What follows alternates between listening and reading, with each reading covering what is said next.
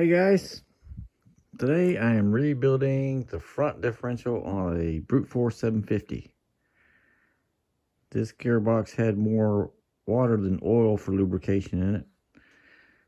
When I pulled the front left axle off, all the roller bearings started falling out of it. And when I disassembled the case, all of these roller bearings fell out as well.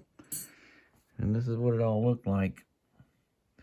Pretty horrible mess. Thankfully, the four-wheel drive actuator was stuck as well, so it wouldn't engage four-wheel drive, and all these roller bearings in this wouldn't allow the clutch plate to actuate the differential either. So, a couple things maybe saved it that weren't working, thankfully, because this was pretty close to exploding. Thankfully, all the gears still look in good shape, the pinion gear and the ring gear. So I said, hey, I'll give it a shot, tackle it, see if I can replace all of these bearings. There's 7 of them.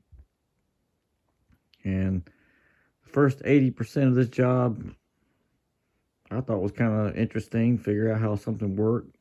Basic seal and bearing replacement, no big deal. The last 20% of this job had me wondering why the hell I'd started this, and on the verge of calling the customer and telling him, hey, you need to start looking for a new used gearbox because I can't fix this one. Okay, this reached highest levels of difficulty that you can imagine. All right, so anybody thinking about attempting to do this, all right, my main focus of this video is going to be on that last 20%. Okay, you probably need to already be able to take an 8mm and a 10mm and be able to separate the 3 halves of this gearbox, and you need to be able to already have a proper bearing press kit like this that you can use and know how to really properly remove your seals and drive in and out your bearings before you ever start the rest of this. Because believe me, this is going to be the easy part. All this is the easy part. I promise you. It's going to get exponentially harder after this. Alright, so that's kind of where I want to start, but it's a couple quick things. First, use these tools. Do not use a chisel or a punch to drive out these bearings. Do not do this. One mishit on these aluminum housings and just pick everything up and throw it in the trash. Okay, you're not going to get your new bearings in place right, and none of this is going to work. It's going to wear right out right away. Okay, we cannot damage any part of this taking it apart or putting the new bearings on. Okay, because if we do, any of these parts is hundreds of dollars to replace, and it makes this rebuild pointless. You're not going to be able to afford it. All right, so like I said, use the correct tools. No punches, no chisels. And absolutely not one single thing in here should you be hitting with a hammer. I used a little rubber mallet to finish tapping this ring assembly out of that housing. Okay, you're just going to come out with the bearing attached. Okay, and this is where I'm going to start, because you really need to be able to do all of that on your own and understand even how all your clutch pack goes together on your own without my help. So now we're going to start here with this ring gear. It's going to be pressed on to this ring assembly. Okay, this gear. And I watched the video guy spinning this bearing and saying, yeah, I think it's okay. We're going to just leave it. Because he knew he didn't know how to get it off. And if you're not going to take it off properly, you know how to put the new one on properly, you may be better off leaving it. But this bearing shot. Okay, this is my main bearing that's holding this whole ring gear. I have to have this working. All right, so this is what I got to do. Got to replace it, and this is where people don't know how to replace it. So before I show you that tool, remember you have shims on either side of this ring gear. You have this small one here, which goes on this side to get sandwiched in between your bearing. Okay, that bearing is actually pressed into that bore on their casing, and you'll also have one or two more in both of these positions anyway. You can have 1 or 2 anywhere. And this one goes down inside of here. It will be underneath this bearing. All right, so now the problem is getting this bearing off. It is pressed onto this shaft It's going to take a lot of mechanical effort to get this off. No amount of beating with a hammer or heating with a torch is going to make this come off, okay? And your typical, like a puller, something like this, it's just not going to be able to grab underneath the edge of that bearing well enough to create the effort. It's going to slip off. This is not going to work most of the time, at least not in the initial starting. So what I'm using is, some people call these a bearing separator. I call it like a plate puller, okay? You'll notice this has a concave shape on the underneath side. But this will allow you can put this in 2 pieces, and you can put it, assemble it underneath your bearing like so, okay? So you're looking at something like this when you're getting ready to take it off. This will give you the room to get underneath it to be able to force it off. Now, you could literally take bolts and push this through here against the ring gear. I recommend not doing that. The kit this came with other attachments, which I'll be using like this, okay? So I'll take those and they'll thread into this piece as well, okay, those bolts. And now I have something to push against. And I have this metal plate that comes out of my press. I'm able to screw the screw down and pull that bearing up off of here, okay?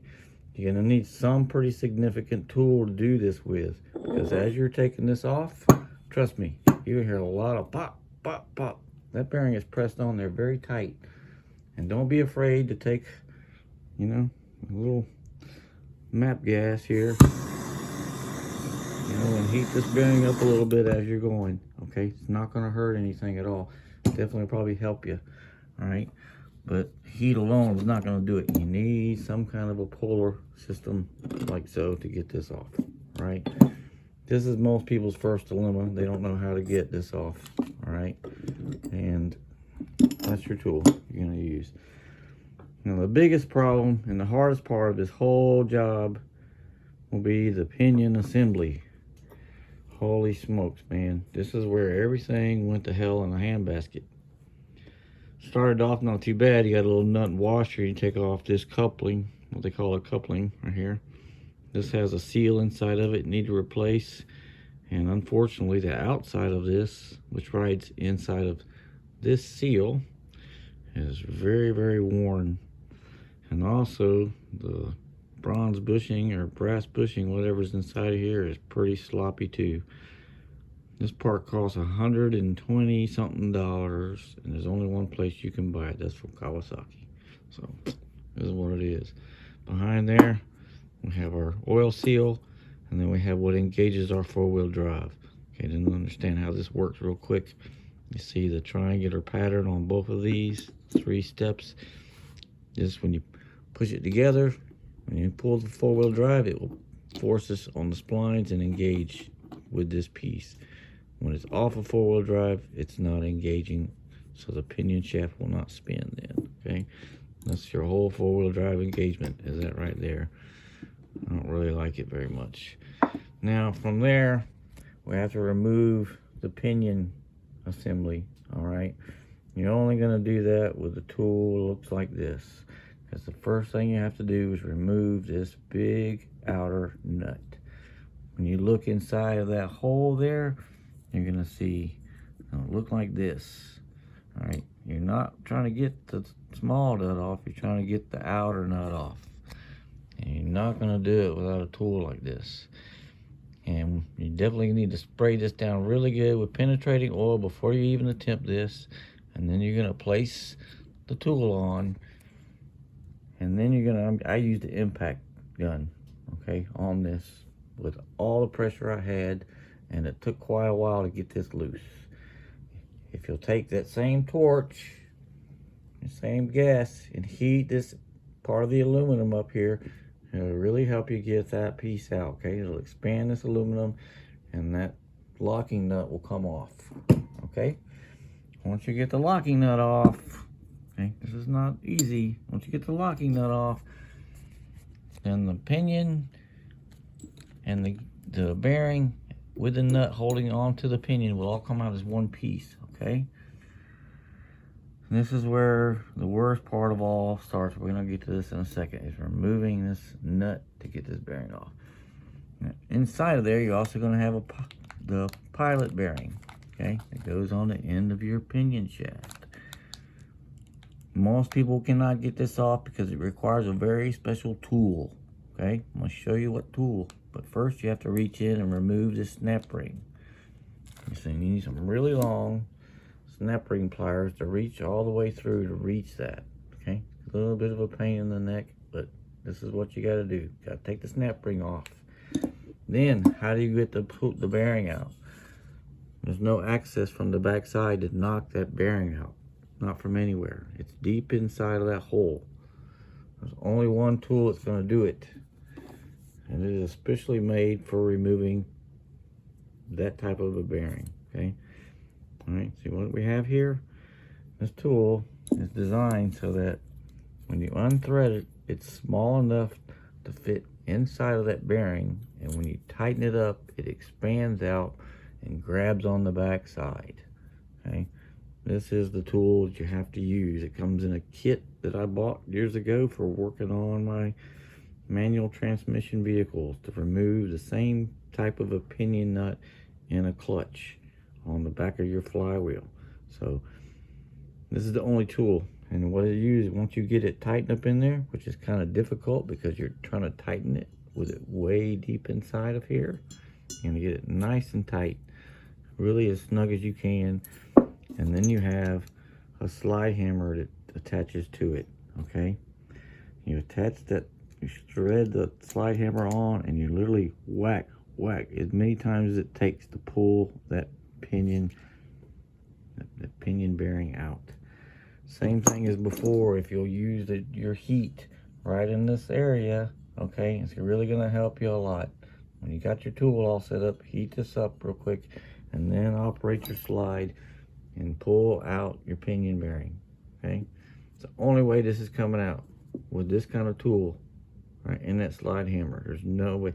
The old school method of filling this with grease and driving something into it to force it out, forget about it, guys. This is the only way you're going to get that out. And if you don't get that out, I'm telling you, you're just wasting your time on this whole job, because this bearing is completely full of absolute crud. It's completely toast, and all it's doing is just wearing the hell out of the end of this pinion shaft, which is just going to make it wobble constantly. Right? It's pointless to do this if you can't get this out. You'll see the difference between your old and new bearings, how they fit on your end. Now, the absolute worst part of all, this entire job, and I mean the absolute worst part of this job, is removing this nut. Your pinion shaft is pressed onto this bearing. It's not much ever. I use the same exact tool between here to press this off. I actually put this in here and I put it in the press and press this right off. That's not the problem, getting the bearing off. The problem is getting the nut off. Okay, and this is the whole problem. This son of a bitch will not come loose. Okay, will not come loose. You can see there's 3 marks on this where they've taken it originally and staked it into the splines of the pinion shaft. Let me get this a little closer. Okay, so when they tighten this up, after they tighten it, they took a chisel or something and staked this nut to the shaft.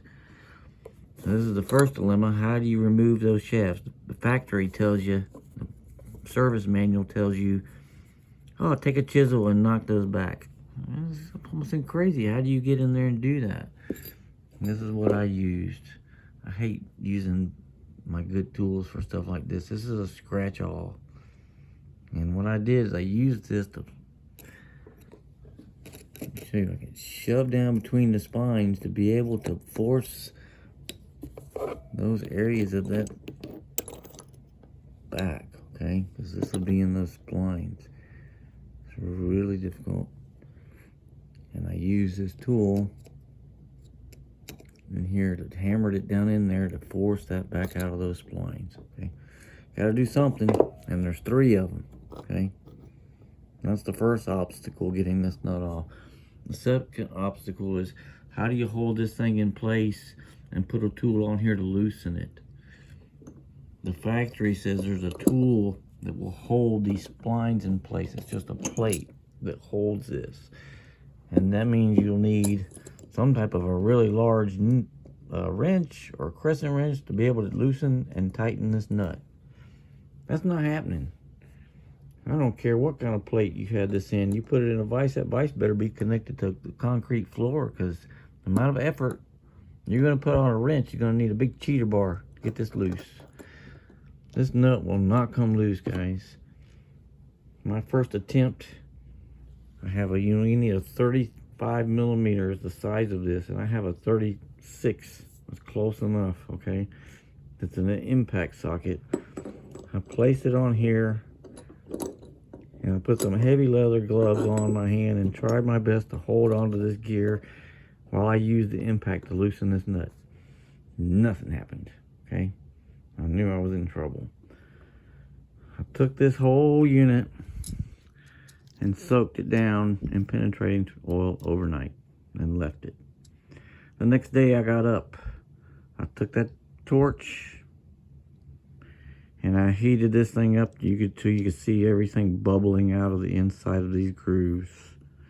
I then took a socket while it was nice and hot. I took a socket that fit over the top of this nut and I whacked the crap out of it with my hammer to shock it, to try to break it free. And then I took penetrating oil and I sprayed it down while it's hot. I mean, it's a smoking mess coming off of that. Do this stuff outside. I did that heat treatment 3 times, okay? 3 times. I heated it. I shocked it. I sprayed it with penetrating oil.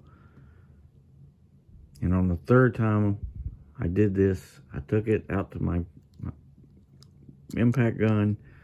I wrapped this with a bunch of towels and a heavy glove, and I held onto this and hit that impact gun and hit it and hit it and hit it, and nothing was happening at all. And I was about to call the customer saying, man, I can't fix it. I tried a couple more times, and finally I saw a slight amount of movement of that nut, and finally it broke all the way free, and I got this stupid thing apart. Oh my God. This is not for the faint of heart, man. This is ridiculously difficult. Finally got the stupid nut off. Like I said, I used my little tool here, put it underneath the bearing, and just put this in my hydraulic press and press the pinion shaft the rest of the way out of the bearing. Oh my goodness. This is where the whole problem lies, right here. And you can see why, if I didn't change this bearing,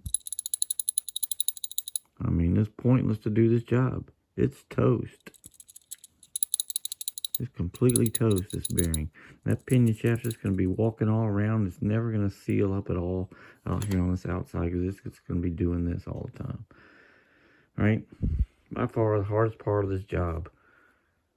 If you can tackle the rest of this, and you can get yourself the tools you're going to need to do this, and by all means, you can do it. You know, it's not impossible. This thing going close to being impossible. And everybody needs to be aware of what it's going to actually take to do this. It seems real simple. You're not going to see, the factory manual does not tell you how to remove that pilot bearing. Does not tell you how to do it. It says press in a new one. Does not even tell you how to remove the old one. Tells you how to disassemble everything, but not how to take that out. This is what you got to have for the pilot bearing, and expect an absolute battle on this pinion bearing. You cannot damage the pinion shaft. This is $430 for a new one, okay? You damage it, throw everything in the trash, all right? Luckily, I got it all off, and this is how I did it. And hopefully this is just a reference information for anybody who thinks you want to attempt it. So, hope that helps you out, and I appreciate everybody watching.